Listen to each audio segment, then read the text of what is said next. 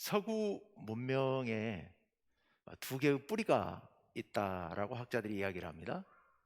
그 뿌리가 하나는 헬레니즘, 또 하나는 헤브라이즘이라고 얘기를 합니다. 이 헬레니즘은 그리스 로마의 문화와 사상을 이야기하고, 헤브라이즘은 헤브라이 즉 히브리, 그래서 유대교 그리고 기독교, 이것을 헤브라이즘이라고 하는데, 이 둘이 서구 문명의 양대 뿌리다라고 이야기를 합니다. 여기서 헬레니즘은 인간의 이성을 강조하고 거기서 철학이 발달했죠. 반면에 헤브라이즘에서는 종교, 즉 유대교, 기독교, 신앙이 발달을 했죠. 이 둘이 서구 문명의 양대 축이라고 얘기를 합니다. 그런데 오늘 본문 말씀에도 바로 이 둘이 거론이 됩니다. 본문 22절 말씀을 한번 띄워주세요. 예, 같이 한번 읽어볼까요? 유대인은 표적을 구하고 헬라인은 지혜를 찾으나 했습니다. 먼저 뒤에 거 먼저 얘기할까요? 헬라인은 지혜를 구합니다. 아까 헬레니즘, 철학을 발전시켰다라고 했습니다. 철학이 뭡니까? 철학이라는 게 필로소피인데, 필리아 즉 사랑, 그리고 소피아 지혜가 합쳐진 말이에요. 지혜를 사랑하는 거예요. 헬라인들은 지혜를 사랑했습니다. 그래서 그들은 철학을 발전시켰죠. 요새 갑자기 모 가수 때문에 유명해진 그 소크라테스가 너 자신을 알라라고 평생 외치고 다녔는데, 너 자신을 알라라고 할 때 그것은 너 자신의 무지를 알라라는 말이었죠. 왜 무지를 알라고 얘기합니까?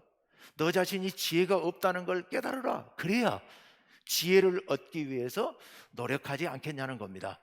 그래서 네가 무지하다는 걸 깨닫고 지혜를 얻기 위해 애쓰라, 이렇게 얘기를 한 겁니다. 헬라인들은 지혜를 찾고 있습니다. 오늘 본문 말씀처럼 지혜를 찾아요. 반면 유대인들은 표적을 찾고 있습니다. 왜 표적을 구할까요? 그들은 신앙인들이잖아요. 신앙인들이 왜 표적을 구합니까? 예, 하나님을 섬기고 하나님의 뜻대로 살기를 바랍니다. 그래서 신앙인들에게 있어서는 신의 뜻, 하나님의 뜻이 무엇보다 중요합니다. 과연 하나님의 뜻이 뭘까? 그 뜻을 알아야 그대로 살 수 있으니까요. 그런데 우리가 하나님 뜻을 어떻게 알 수 있습니까? 하나님께서 선지자들을 보내서 그 뜻을 알려주시죠. 모세, 사무엘, 엘리야, 이런 선지자들을 통해서 하나님의 뜻을 알려주십니다. 그런데 가끔 가짜들이 섞여 있었습니다. 거짓 선지자들, 하나님의 뜻이라고 하면서 하나님이 나를 선지자로 불러서 말씀해 주셨다고 하면서 말하는데 들어보니까 이건 아닌 거예요. 가짜인 거예요. 그래서 신앙인들에게 있어서, 유대인들에게 있어서 이 사람이 선지자라고 말하고 하나님 말씀이라고 전하는데 이게 진짜인지 가짜인지 구별하는 것이 문제가 된 겁니다. 그래서 그걸 구별하기 위해서 하나님께서 당신을 선지자로 세웠고 보내셨다는 증거를 대라는 겁니다. 증거. 그게 바로 표적이에요. 그래서 유대인들은 표적을 구하는 겁니다. 하나님께서, 신이 당신을 보냈다는 표적을 내놓아라. 예수님께도 그걸 요구하잖아요. 예수님께도 표적을 보여달라고 요구를 합니다. 당신이 하나님의 아들이라는 증거를 내놔라는 겁니다. 왜요? 못 믿으니까. 믿고 싶은데 안 믿어지니까 표적을 요구하는 겁니다. 그래서 헬라인들은 지혜로운지 아닌지, 이게 지혜에 합당한지 안 한지를 늘 생각하고, 그리고 유대인들은 늘 이게 하나님께로 왔는지 안 왔는지 그 표적을 찾고 있는 겁니다. 그건 오늘날 우리들도 별반 다르지는 않을 거예요. 자, 그런데 그들에게 복음이 전해졌습니다. 기독교 복음, 예수님의 십자가의 복음이 전파된 겁니다. 그랬더니 그들이 해오던 버릇대로 자신들이 구하는 그것에 합당한지를 검증해 보려고 하는 겁니다. 그래서 헬라인들은 이 기독교 복음이 지혜로운지 아닌지, 유대인들은 이 기독교의 복음이, 십자가의 복음이 하나님께서 보내셨다는 표적이 있는지 없는지, 이것을 묻는 겁니다. 결과는 어떻게 됐을까요? 23절 말씀 한번 띄워주십시오. 다 같이요. 시작. 우리는 십자가에 못 박힌 그리스도를 전하니 유대인에게는 거리끼는 것이요 이방인에게는 미련한 것이로되. 땡이죠, 땡. 납제. 이건 아니라는 거예요. 뒤에 거부터 먼저 말씀드릴게요. 여기 이방인에게는, 이건 헬라인을 얘기하는 겁니다. 당시 그리스 로마 문명은 다 그리스 문명이었으니까 헬라인들이 봤을 때는 그리스도의 십자가의 복음은 전혀 지혜로운 복음이 아니라는 겁니다. 지혜와는 너무도 거리가 먼 미련한 것이었다는 겁니다. 어리석은 것이라는 말입니다. 하나님의 복음, 십자가의 복음은 어리석은 것이다. 왜요? 아니 자기가 왜 죽습니까? 백성을 구원하러 오셨으면 하나님의 지혜를 가르쳐주면 되는데 하나님의 지혜를 가르쳐주지 않고 자기가 죽었다니? 이거 좀 이로처럼 미련한 일이 없는 거죠. 그들의 생각에 인간에게 참 지혜를 주시려고 했다면 하나님께서 인간들 하나님께로 불러서 오면 그들에게 지혜를 가르쳐 주시면 되는데 신이 친히 이 땅 가운데로 내려오셨대요. 그런 미련한 신이 어디냐는 겁니다. 신이 만약 인간에게 지혜를 주시기 위해서 오셨다면 예수 그리스도가 인간들에게 지혜를 잘 가르쳐주고 정말 놀라운 하나님의 지혜를 가르쳐주고 그리고 가면 되지. 굳이 십자가에 달려서 자기 몸을 희생해가면서 죽을 필요가 뭐 있느냐는 겁니다. 이거는 바보 같은 짓이라는 거죠. 어리석은 짓이라는 거죠. 그러니 이건 지혜일 수 없다. 우리는 받아들일 이유가 없다라는 거죠. 일부 헬라인들 중에서 예수님의 복음을 받아들였던 사람들은 이것을 헬라인들의 입맛에 맞게 지혜로운 것으로 가공하기 시작합니다. 뭐라고 가공했느냐? 신이 인간에게 참 지혜를 주기 위해서 이렇게 봤더니 나사렛 예수가 요단강에서 세례 요한에게 세례를 받고 물에서 올라오더라는 거예요. 그래서 신이 그 나사렛 예수 물에서 올라오는 예수에게 비둘기같이 내려서 임재해갖고 그때부터 나사렛 예수가, 인간 예수가 그리스도가 됐다는 거예요. 그리스도가 구세주가 됐다는 거예요. 그래가지고 3년 동안 인간들에게 지혜를 쫙 가르치고 하다가 십자가에 붙잡혀가지고 십자가에 못이 박혔어요. 죽게 됐습니다. 신이 죽을 수는 없잖아요. 그래서 참 지혜의신 그리스도가 나사렛 예수의 몸에서 탈출을 했다는 거예요. 탈출해서 하나님 나라로 올라가 버렸다는 겁니다. 그러니 십자가에 죽은 것은 그리스도가 아니고 나사렛 예수라는 청년이었다, 인간이었다라는 거죠. 신이 아니고. 그래서 신은 죽지 않았다. 십자가를 부정해 버립니다. 동정녀 탄생도 부정합니다. 신이 인간의 육신으로 왔다는 것도 부정해 버립니다. 그리고 인간들에게 참 지혜, 영적 지혜를 주었다는 거죠. 그게 초대교회를 그토록 괴롭게 만들었던 영지주의 이단입니다. 영지주의 이단이 바로 그런 거예요. 그리스인들이 자신들 나름대로 지혜를 가지고 기독교를 나름대로 가공한 게 영지주의인 거예요. 왜? 기독교의 본래의 복음은 어리석은 것이라고 생각했기 때문에요. 미련한 것이라고 생각했기 때문에요. 유대인들은 어떻습니까? 유대인들은 예수님을 바라보면서 표적을 찾았습니다. 당신이 하나님의 아들이라는 표적을 보여달라는 거예요. 십자가에다 못을 박아놓고 그들이 뭐라고 조롱을 합니까? 뭐라고 얘기를 합니까? 당신이 만약 그리스도라면 뛰어내려 달라고 얘기를 하는 거잖아요. 뛰어내려 보라.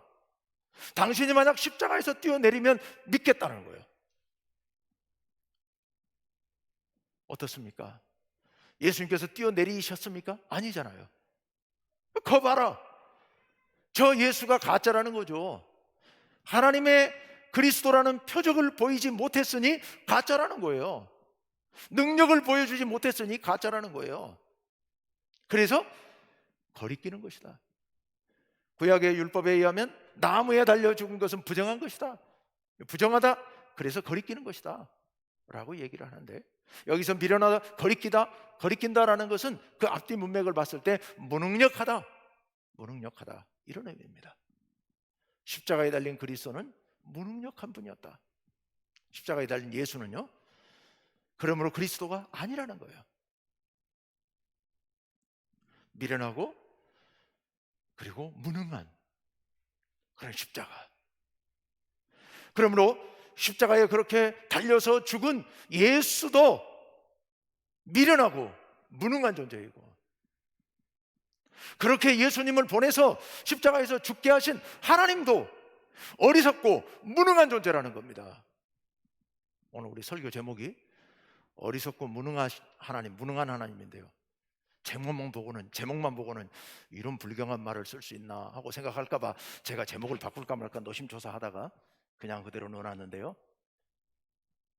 어리석고 무능하신 하나님, 그리고 그 복음이라고 전달하는 바울과 우리들도 어리석고 무능한 인간들이라는 겁니다. 이게 헬라인들과 유대인들의 평가입니다. 어떻습니까, 여러분? 인간적인 상식으로 봤을 때 예수 그리스도의 십자가의 복음은 지혜로운 겁니까? 능력 있는 겁니까? 전혀 그렇지를 못하죠.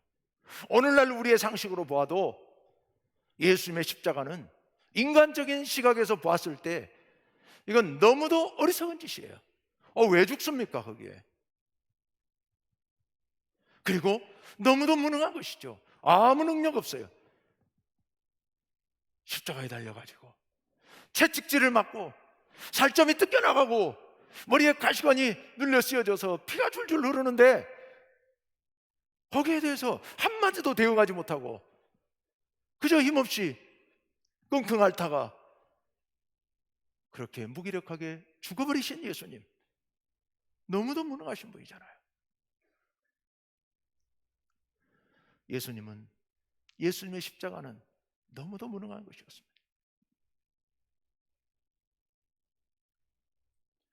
그런데 여러분, 믿음의 눈으로 바라볼 때 십자가는 그렇지 않죠. 하나님의 입장에서 보았을 때 십자가는 전혀 그렇지 않죠. 18절 말씀 그리고 24절 말씀 한번 같이 봅시다. 18절 말씀 다 같이요, 시작. 십자가의 도가 멸망하는 자들에게는 미련한 것이요 구원을 받는 우리에게는 하나님의 능력이라. 아멘. 예. 멸망하는 자들, 복음을 받아들이지 못하고 죽어가는 저들의 눈에서 봤을 때는 십자가는 미련한 것이에요. 그래서 도저히 믿을 수도 받아들일 수도 없는 것이지만, 그러나 구원받는 우리가 보았을 때, 우리의 입장에서 보았을 때 십자가야말로 하나님의 능력이라는 겁니다. 24절 말씀 봅시다. 다 같이요, 시작. 오직 부르심을 받은 자들에게는 유대인이나 헬라인이나 그리스도는 하나님의 능력이요 하나님의 지혜니라. 아멘. 아멘. 부르심을 받은 자들, 바로 우리들, 예수 믿고 구원받는 우리들 입장에서 보았을 때 십자가야말로 최고의 능력이고 최고의 지혜라는 겁니다. 어떻게 그게 최고의 능력이고 어떻게 그게 최고의 지혜가 됩니까? 사람들에게 붙잡혀가지고 무기력하게 십자가에서 못 박혀갖고 거기서 피 줄줄 흘리다가 죽어버린 그 예수가 어떻게 능력이 되고 어떻게 지혜가 된다는 말입니까? 구원받은 우리의 입장에서 보았을 때 그 은혜가 아니었으면 우리가 어찌 살 수 있었겠습니까? 우리같이 교만한 인간들이, 우리같이 부정한 인간들이 주님의 십자가의 죽으심이 아니라면 우리가 어찌 변할 수 있고 우리가 어찌 구원받을 수 있었겠습니까? 이 세상을 바라봅시다. 그렇게 무기력하고 그렇게 무능력한, 그렇게 미련한 십자가의 복음이 유대인들을 넘어서 그리스를 넘어서 로마를 넘어서 온 세계로 전파되었고 오늘날 우리 인류에 미친 영향이 얼마나 큽니까? 오늘 우리는 무심코 살아가고 있습니다만은 우리 인류가 살아가고 있는 많은 사회적인 제도들, 법들, 기독교적인 정신이 안 들어있는 곳이 없죠. 너무도 깊숙하게 뿌리 깊이 들어있어서 이 기독교 정신으로 우리는 오늘 이렇게 세계가 그나마 이만큼 평화를 누리면서 살아가고 있는 줄로 믿습니다. 온 세상을 변화시킨 정말 놀라운 능력, 이것이 바로 예수 그리스도의 십자가의 복음이라는 사실입니다. 우리 예수님 정말로 지혜롭고 정말 능력 있는 분이셨습니다. 우리 하나님 바로 최고의 능력, 최고의 지혜를 우리에게 보여주신 것이죠. 그리고 그 십자가의 복음을 증거하는 우리들, 세상에서 가장 지혜롭고 능력 있는 사람들인 줄로 믿습니다. 근데 여러분, 우리는 신앙생활을 하면서도 끊임없이 인간적인 생각으로 지혜롭고 능력 있게 살려고 애쓰고 있습니다. 우리는 쉴 새 없이 지혜를 찾습니다. 인간적인 지혜를. 우리는 쉴 새 없이 능력을 구합니다. 인간적인 능력을요. 오늘날 요즘 이제 코로나19로 인해서 유튜브가 뭐 대폭발을 했죠. 유튜브 안에 온갖 정보들이 많이 들어있는데 우리 그 정보들을 보면서 우리 삶에 도움이 될 만한 많은 것들을 우리가 듣고 우리의 신앙에 도움이 될 만한 많은 것들을 듣고 보고 뭐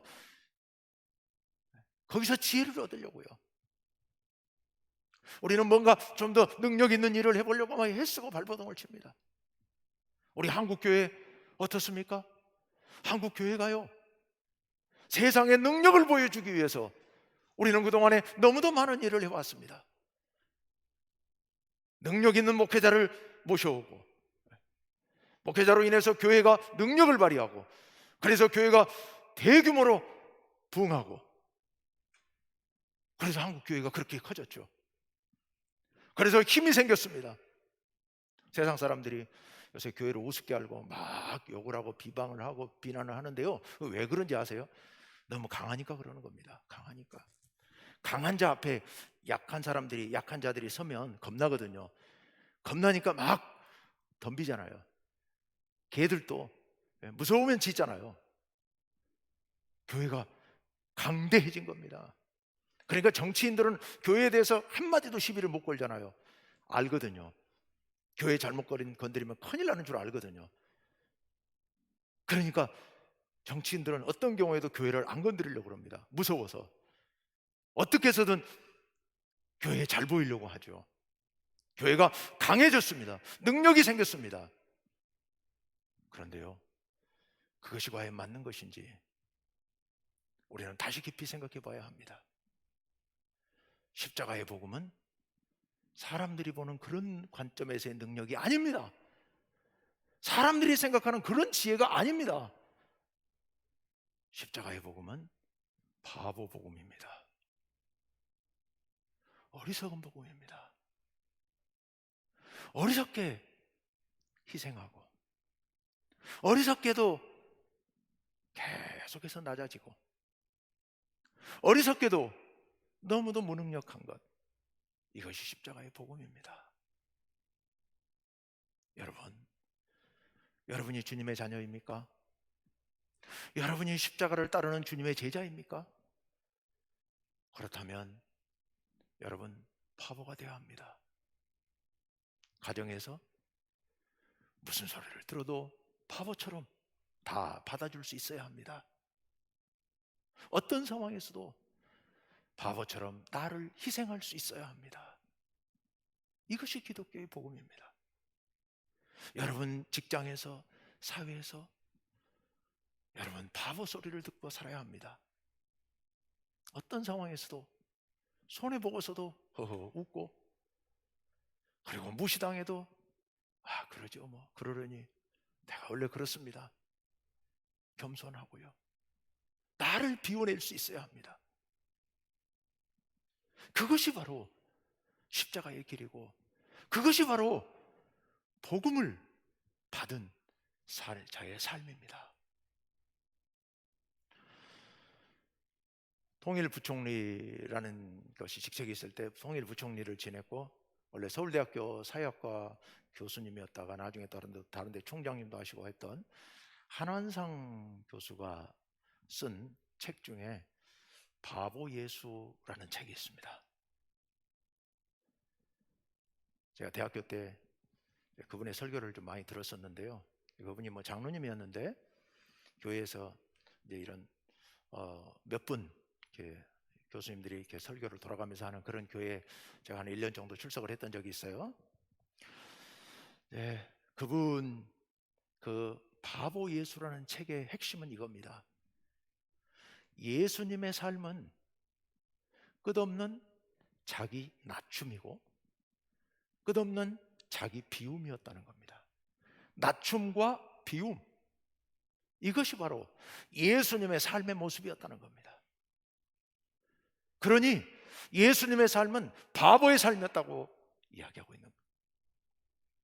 우리 기독교는 바보가 되어야 한다는 거죠.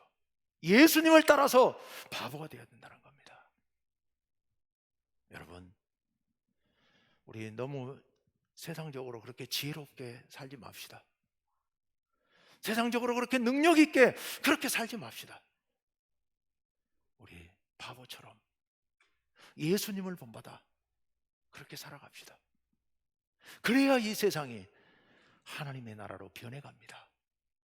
그래야 우리의 가정이, 우리의 교회가, 우리의 공동체가 하나님의 나라로 변해가게 될 줄로 믿습니다.